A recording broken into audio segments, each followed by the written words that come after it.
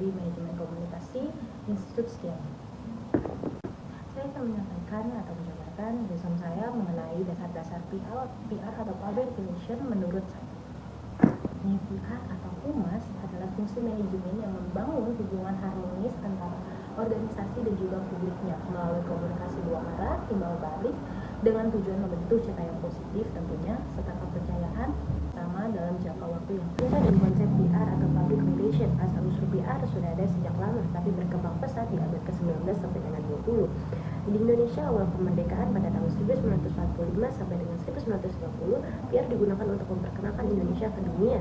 Dan pada masa era Orde Baru 1910 sampai dengan 1990, pemerintah membentuk Baku Humas dan juga Perhumas. Juga lahir APRI untuk meningkatkan profesionalisme PR. Pasca 1948 muncul juga kebebasan berkomunikasi dan pers, di mana PR mulai terbuka dan bersifat dua arah, yaitu simetris. Konsep PR terbagi menjadi dua, yaitu tradisional dan juga modern, di mana tradisional bersifat tertutup, hanya fokus keluar menutupi hal negatif, dan modern bersifat terbuka, menjalin hubungan internal maupun eksternal, membangun kepercayaan publik, serta perkembangan PR dari promosi, yaitu press identity, menjadi publisitas, hingga PR modern yang lebih strategis lagi. Definisi dan karakteristik humas. Humas atau public relation yaitu proses komunikasi dua arah antara organisasi dan publik untuk membangun pengertian, kepercayaan, dan citra yang positif. Ciri utama humas yaitu komunikasi dua arah, ada timbal balik, terencana. Kerja humas harus punya strategi, melembaga, bagian resmi dari organisasi, sasarannya publik, baik internal seperti pegawai, pemegang saham, maupun juga eksternal seperti pelanggan, masyarakat, dan juga pemerintah, dan lain-lainnya.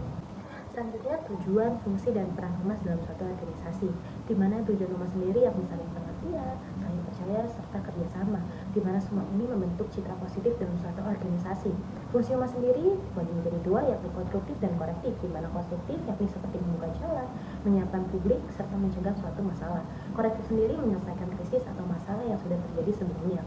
Peran humas sendiri yakni penasihat ahli atau expert advisor, fasilitator pemecah masalah atau problem solver, fasilitator komunikasi atau mediator, teknisi komunikasi atau pelaksana teknis media, serta tugas utama seorang humas sendiri yakni menganalisis publik, mempertemukan kepentingan organisasi dan juga publik, serta mengevaluasi suatu program.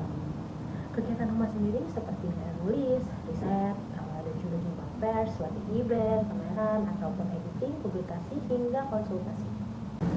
Selanjutnya adalah komunikasi dalam humas, di mana komunikasi sendiri memiliki proses pertukaran pesan antara komunikator sang pengirim dan juga komunikan sang penerima untuk mencapai saling pengertian. Komunikasi dalam humas juga memiliki model yaitu SMCRE atau Search Message Channel Receiver dan Effect. Peran komunikasi bagi humas sendiri yakni menyebarkan informasi penting, yang kedua membangun hubungan dan kerjasama, yang ketiga menjadi penghubung antara organisasi dan juga publik. Jenis komunikasi humas pun juga ada 5, yaitu personal, kelompok, internal, eksternal, dan juga stakeholder.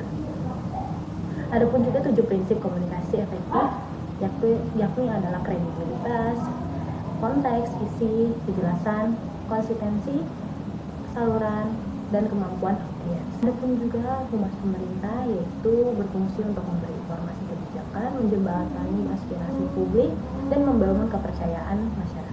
Tujuannya untuk menciptakan pengertian, dukungan, dan juga kerjasama antara pemerintah maupun masyarakat. Selanjutnya adalah organisasi dan manajemen humas. Organisasi sekelompok warga yang bekerjasama, tugas bersama, dan harus mempunyai suatu struktur, hadiran bersama, dan juga pembagian tugas.